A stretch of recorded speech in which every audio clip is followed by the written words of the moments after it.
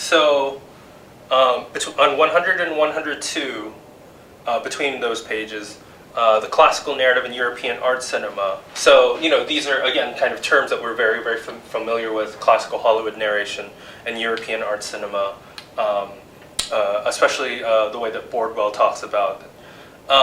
And Elsasser is positing that the trilogy, but Maria Brown, operate as classical Hollywood, narrative films. And so in that sense, I would ask you to think on what level, thematically, but especially formally, does this film kind of operate as a sort of prototypical or typical Hollywood film.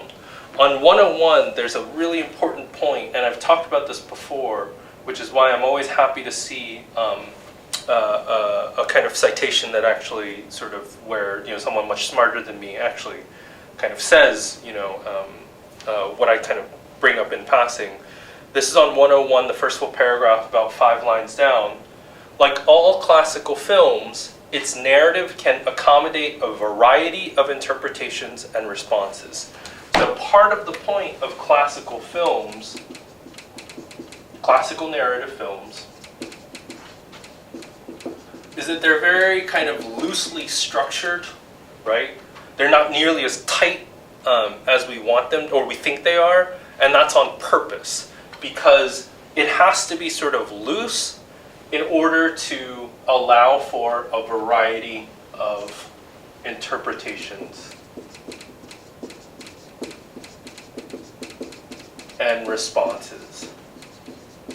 And this is not some sort of pluralistic, noble kind of design.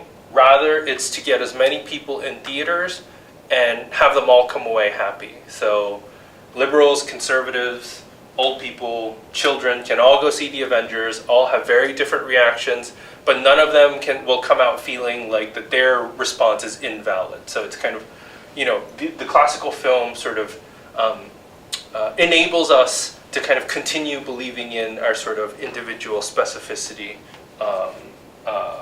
and not have to really confront anything, right? Being constructed so as to engage different audience interests, right? Because again, my interests and your interests might not be the same, but we'll go see, the Avengers, right?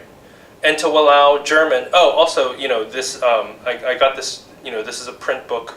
I think that the transfer into digital format kind of screwed with the font a bit. So there are a lot of places where they're very clear, kind of like electronic typos. So non-Genins, like clearly supposed to be non-German.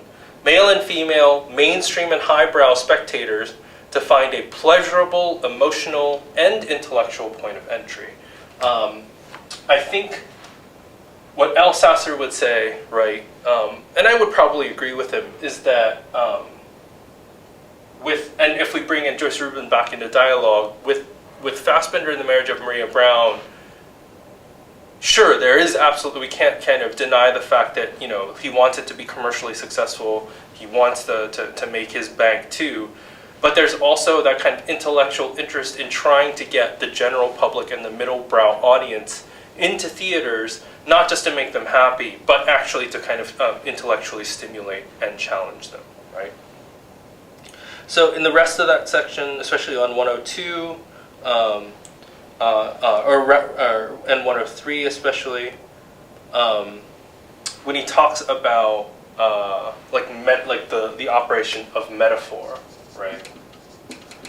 So, and especially we'll see in this next section in 103, allegory, the kind of strategy or the visual strategy, or not just visual because there's oral components to it too, but the formal strategy of the film is not to be literal or representational or documentational, right? This isn't a realist film in the sense of like, this is how it really was in post-war Germany, right? That's not what this film is doing, right? It's more about kind of associations and getting the brain to work, right? The historical errors in the film, which would be something that, bloggers would write about here the inaccuracies of the marriage of Maria Brown, right? If I were a different type of YouTuber, that would be what I would be doing. But no, those are very, very conscious, right? They're there for a reason. Okay, so in that section about the allegory of West Germany from 102 on 104, he's specifically talking about the figure of Maria Brown, right? And how her relationship to actual historical women that were living in post-war Germany, but also the U.S. So, West Germany and people who were watching this film, engaging with it in the late 70s, how the experience of Maria Brown would sort of map on to women around the world. Elsasser brings up in the historical response something that we've talked about before too, but critics' doubts regarding the weight of metaphor. Like, is the figure of Maria Brown, can she actually bear that weight, right? That's something that they bring up. And so questioning the sort of limits of allegory. How far can allegory go? Especially when we talk about post-war Europe, and forgive me, I don't remember who this is. It's a kind of a sort of central figure in philosophy. But like the limits of representation, can we represent everything in human experience? And especially when we talk about trauma and atrocity and things like war, that's where we get to this idea of like the unrepresentable, right? So on going from 102 to 103, he talks about how you have this film and other films contemporaneously that are critiquing marriage, family, and family under fascism.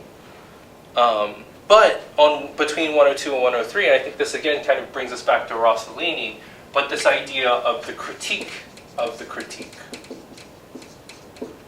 And this is kind of really what critical thinking and what I've been trying to get to you to think about in terms of our own political lives, is that Fassbinder is not simply happy to kind of continue saying the lives of women in West Germany and post-war Germany were terrible because of the way that the society is structured. He's not happy to just kind of add to that pile of voices.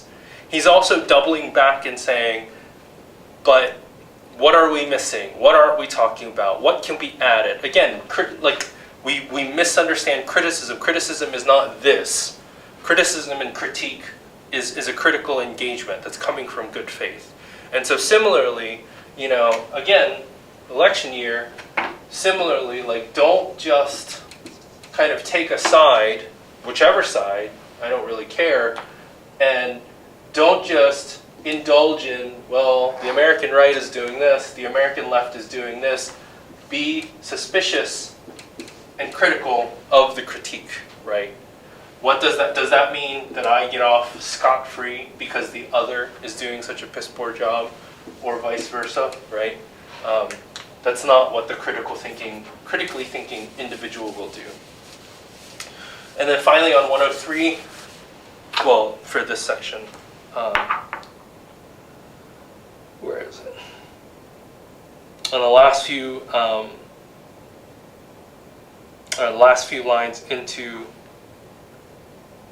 104, there's a great section about, again, the sort of significance of interpretation. And so this is a great reading in terms of, even though he's kind of talking so much about what the filmmaker is doing, it's really about the kind of capacity of the viewer or the reader. How do we kind of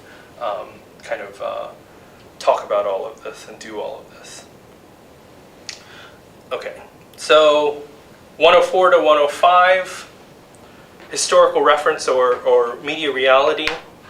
This is where we kind of get into the question of authenticity, right? That he's not interested in doing sort of quote unquote precise historical references, that he's not here to reconstruct on film, post-war Germany. On 105, that first whole paragraph near the end, Fassbinder seemed happy to work with this material and these associations, as were his set designers and costume makers. So here, again, the kind of ensemble nature of cinema, thus explicitly repudiating the relevance of authenticity or documentary truth by kind of fabricating things that would be inaccurate, like the inclusion of the Camel cigarettes. He's repudiating, kind of rejecting the relevance of authenticity or documentary truth. So in other words, what this means is there's the idea that like the value of cinema is that it's so real, that it gets us, like we were actually there, can document things directly, as if there's no kind of mediation or kind of artifice, right? The claim is that so for a film to have any kind of value, it has to authentically, document the period. That is a claim.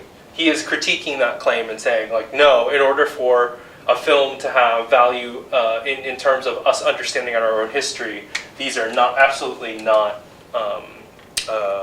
prerequisites, right? They're options. And so between 105 and 109, the sound image intertext,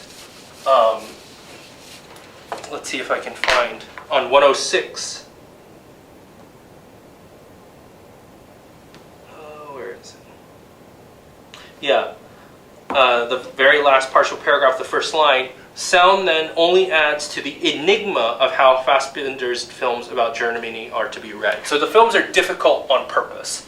They offer multiple interpretations on purpose, and not necessarily the same way that The Avengers does, because that's just to keep everyone happy. This is to kind of keep everyone guessing, and that's how ambivalence and ambiguity play out. So is it supposed to be realistic? Are they supposed to be intertextual, meaning you're supposed to read them in relation to other films? Are they allegorical, as an allegory, for German and American history?